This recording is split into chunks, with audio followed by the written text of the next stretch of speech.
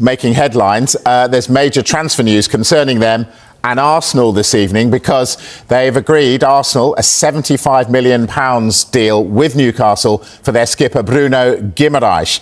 Arsenal in pre-season action against Real Betis in Dublin this evening. Gary Cottrell is there for us and we can join him now. So Gary, very good evening. So we know then that they've been working on this deal for some time. How close is Bruno to being an Arsenal player? Atmosphere really building here in Dublin, Mike. Quite a few Arsenal fans here to see this friendly against Real Betis, which, by the way, has been delayed. A 7:45 kick-off now because Betis got caught in the Dublin traffic. A lot of the fans here are waiting to hear from and see the man from La Manga, if I can put it that way, to arrive here in London for his medical, because Guimares, of course, currently in La Manga with Newcastle at their summer training camp. My understanding is he hasn't left there yet to fly over to London to have his medical. That's all we're waiting for now, really, for that medical to be taken and you assume to be passed. Personal terms agreed. The fee between the two teams agreed, 75 million. Arsenal got their man, it seems, but there won't be any official announcement, I'm told, imminently. Probably not today, more likely tomorrow or a little bit later in the week. When he's arrived, met his new teammates, had his medical, done the club media channels, etc. But listen, there's no doubt it's going to happen. Arsenal wanted it to happen. They've been working on it behind the scenes for a few months now. Newcastle didn't want their captain to leave, especially in the summer where they've already lost some top players. But it was made clear to them by Guimares that he wanted to leave, he wanted to join Arsenal, he wanted to add to his trophy cabinet, and they've allowed him to do so reluctantly, but they've got a better price than they were originally being offered. An original offer from Arsenal 24 hours or so ago was turned down. This time it's deemed to be enough given the circumstances. Guimares is going to be joining Arsenal. They're just waiting for those final details to be sorted out. Gary, don't go away. I want to come back to you in a moment, but thank you. James, £75 million. Given what some other midfielders have gone for in this window, this feels like a good deal. It certainly does. He's one of the Premier League's most complete midfielders. He's got the ability to destroy and dominate at the back of midfield, but then further forward he can score and create goals as well. We saw him so brilliant for Newcastle last season in a really disappointing campaign for the club. He's a Brazilian starter.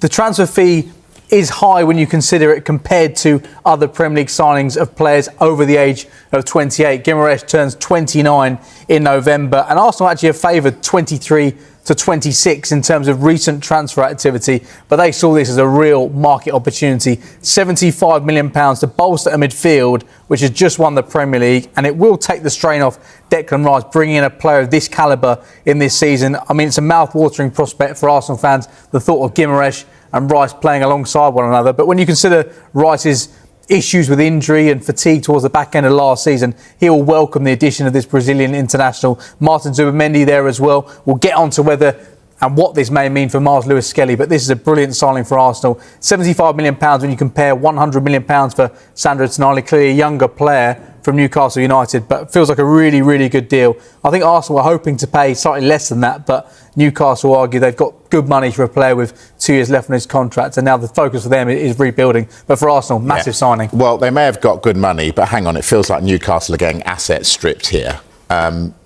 What about the fans? Have they bid this man who said he is a Geordie in all but everything? Have they bid him a fond farewell? I think Isak, fine, got great money for him. Gordon, left with the best on good terms, good money. Tonali, good money. Was always kind of felt like he was never properly a Newcastle boy. Bruno's probably a different one, and I think it's a bit of a mixed reaction. But we've got a bit of information from Bruno's point of view. He feels he's leaving the club with a heavy heart. He feels it's a great honour of being captain. He feels a very, very special club. And his view is that he joined Newcastle, he helped them avoid relegation. They achieved that, and he was proud part of Newcastle that you can see there winning the Carabao Cup. And I remember that interview after. He knew what it meant for them to lift the trophy after so long, and of course bringing Champions League football to St James's Park. But our understanding is he felt the opportunity to play for Arsenal, play in the Champions League again. It was too difficult for him to turn down, but he has found it difficult leaving Newcastle. But I think off the back of the World Cup, he's had time to think. He's very ambitious. But now he feels like he's ready for a new challenge. And I think he looks at Arsenal now as a big challenge. Wants to work with Mikel Arteta. And again, the information we've been given, that Declan Rice's name has actually been mentioned about someone he's looking forward to playing with as well.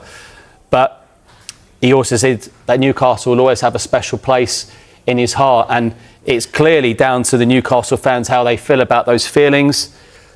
But, you know, we've just announced the new head coach. It is a new era starting tonight. Might be a difficult era. James touched on this, Michael, but where does Guimares fit in this Arsenal lineup? I think when you look at the squads, and we'll see it surely, I think it's mouthwatering. I think he's been Newcastle's best signing since the takeover. And just like that is what we, straight up there, no messing about. This is the Arsenal squad depth. And yesterday we talked about Liverpool's, Mike, and slight concerns about maybe a lack of it and some injuries. I think Arsenal looks strong there, James, don't you think? I mean, in terms of the defence, we know a number of their players can play in different positions in the defence. That midfield looks strong to me. The central midfield especially, and maybe just that left-hand side of the forward line, which we've already discussed. But apart from that, I think out of all the top clubs, they'll probably be the most confident going into the new season. Yeah, they're red-hot favourites, you have to feel, to defend their Premier League crown. They played 63 competitive games last season, Arsenal, so you can look at what the dream starting 11 will be, but ultimately there will be rotation. Zubimendi and Rice played more minutes than any outfield player for Arsenal in the Premier League last season. They can't do it again this year. Guimares can play alongside Rice. He can play instead of Zubimendi. There's so many different combinations which Mikel Arteta now has. Heading into the last transfer window, we thought they don't need any more centre-backs. They signed loads, but they've been proven correct. When it comes to their midfield, it was thought, do they really need anyone else? Mikel Arteta felt they did. They've got one of the best ones in the Premier League right now in the form of Bruno Guimares. Yeah, indeed. We've just looked at the Arsenal squad. You both have told me it's so strong, so much depth. Is it an issue if they don't get Vinicius Junior? I don't think it's an issue because I think it was always felt that it would be unrealistic. It was a situation Arsenal felt was one they could maybe attack and try and convince Vinicius Junior to join. But of course, you need to find a transfer fee which Real Madrid would find acceptable. And I think a renewal and Vinicius Junior staying at Real Madrid was always felt to be the logical solution in all this. And we wait to see what happens, because I think Vinicius Junior wants to stay at Real Madrid, but he wants to be rewarded for his importance to the squad, and his commercial value is enormous as well. But I think Arsenal will now look at other options. Solis has joined. He's a left winger who can play as a number 10. But I think for the last few transfer windows, they've realised they need to upgrade in that area. Last season, Gabriel Martinelli scored some really important goals, but it's not really been a case of him kicking on with his career in recent times. So if they can find someone else, they went for the very top target in world football on the left-hand side. Who's going to be number 2 or number 3? And I think that's the key, what James has just said. When you dine at the top table, you don't always get the order you want. I mean, they went for it. You know, that's why we got this information, because they had a feeling. Mikel Arteta would have had a feeling. But what I think with Arsenal in this window, it's not going to be 7 or 8 this time. It's going to be 2 or 3 elites, and that's the table they're going to be dining at the moment, to go from the Champions League finalists to Champions League winners. Yeah, indeed. So Vinicius Junior probably staying at Real Madrid, we think. So, Michael, what about Jan Diomande? Where does he fit into all this? Well, we think that Real Madrid are finalising that deal with RB Leipzig for the transfer of Jan Diomande. That's according to our colleagues in Germany. Now, it's expected to be around £111 million and up to £120 million. He's waiting permission to have a medical with Real Madrid, but it will be a club record sale for Leipzig, who are usually big sellers. But it's an interesting one with Real Madrid. I've got to be honest with you, I'm so intrigued to see Real Madrid under Jose Mourinho next season. Indeed. All right, going back to Arsenal then. Bruno Guimares on his way. We don't think they're going to get Vinicius Junior. Looks like they're letting Christian Norgard go. What's the story with that one? Well, he's on Merseyside looking to complete a transfer to Everton. £7 million Everton are going to pay for him. Arsenal only brought him last summer for £10 million. He was an important part of the squad in terms of the impact he had, the influence he had on the squad, but ultimately only played 7 times in the Premier League. So he needs first team opportunities. The season before he joined Arsenal, he was brilliant for Brentford in Thomas Frank's final season in charge. So for Everton, they needed someone to replace Idrissa Gana Gueye, who left following the expiry of his contract in June. Norgard is a serious signing for Everton for £7 million as well. 32 years of age, but I think it's a really, really good bit of business by David Moyes. That's a steal, isn't it, Michael? I think that's probably the most can totally see it transfers this summer so far. It just ticks every box for both clubs and player. Yeah. Listen, Ben, biggest news as far as transfers to the Premier League are concerned is whether or not Vinicius Junior is going to stay at Real Madrid. D-Day talks today. What is the latest? Yeah, I think Real Madrid are confident now. So Arsenal haven't just been sitting on their laurels. They made a really strong offer. They were quite proactive, and Real have actually responded by raising the proposal, which was not the original intent. Jose Mourinho wants to keep the player. Florentino Perez has been pushing for quick clarity. And although it's true Vinny Jr. could say, I don't know what I want to do, and therefore I'm going to stay for another season and potentially even a free transfer, Perez is not prepared, according to my information anyway, to entertain that possibility. So this is either sign now or be sold, and Arsenal can do no more. They made a very competitive offer and pitch to the player. Mikel Arteta was involved, but Real have made progress today, which was always the expectation that this would come to a head by the middle of the week rather than being an August type saga that ran on and on and on. And now Real feel they are the front runners and that Vinny Jr. wants to stay, but they are still waiting, at least at the time we are live, for the player's final decision. And I'm told that's imminent, and imminent being defined as hours or maximum 24 hours for direction of travel rather than weeks or the whole month of August. Arsenal, Ben, will be licking their wounds a little bit. As you said, they've been proactive in doing this. So it feels like there's not much more they could have done. But they will be very happy today with the Bruno Guimares almost confirmed 75 million. Do you get a sense that that will offset maybe the disappointment around Vinny Jr.?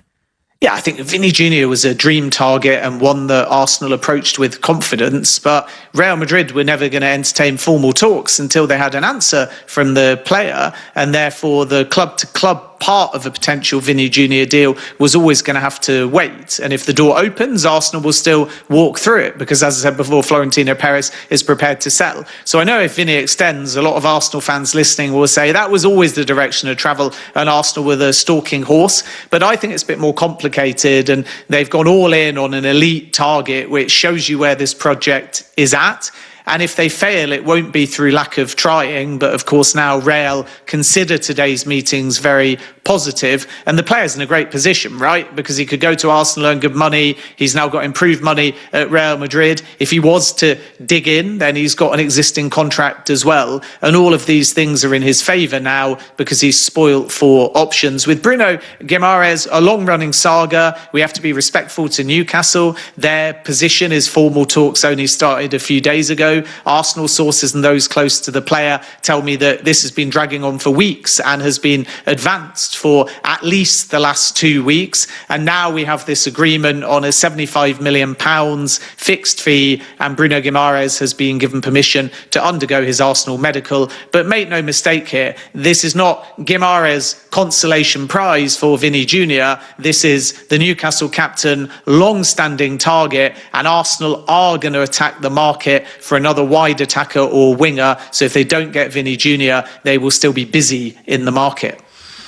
Talking of being spoilt for choice, Real Madrid's front line, if they bring, well, even when they bring Yan Diomande to the club as well, looks absolutely ridiculous. And it sounds like that deal is all but done. Yeah, it is done. We revealed on TalkSport that there was basically an agreement in principle pending final details. Those final details were the add-ons, which are significant, and also Leipzig seeking a replacement. And now we can say that there is board approval from Leipzig to start formalising this deal. 125 million euros plus 15 million in add-ons. So total package, 140 million euros. And I tell you what, that might be bad news for Liverpool FC because the Bradley Barcola asking price at 170 feels steep. But now we have yet another deal for an exciting young talent at 140. And although it'd be fair to say Real have got urgency, there was a bidding war, Leipzig tend to get their price, and we're in an inflated market, it's probably a fair thing to say. I hope this isn't that contentious, that Diamande has got unbelievable elite potential, but Barcola is more of a finished product. He's a back-to-back Champions League winner. He scored 3 goals and got 1 assist at the World Cup. So I would imagine that if PSG's asking price was 170, and some say maybe closer to 150 privately, when they see this Diamande package, they might double down as Liverpool continue in talks for Bradley Barcola. And also remember, they are showing an interest in Ibrahim Mbaye as well.